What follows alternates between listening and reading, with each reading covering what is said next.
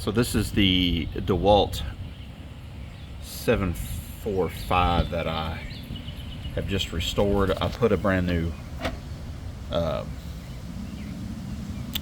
knob here on it. I also replaced, let me pull this up.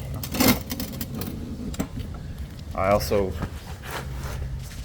replaced both of the turning pinions here that raise and lower the blade. I've replaced both of the I'm not sure if you can see it, but these long silver cylinder things, they were pretty eat up. I replaced both of those. My only question is, I don't understand, because I think I've got everything pretty much fixed.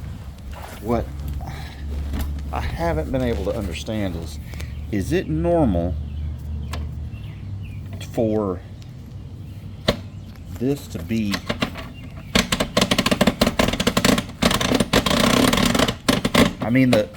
it works fine. You can see it. My blade is coming up, but man, it's difficult and it's popping on every rotation. So, don't know what you think.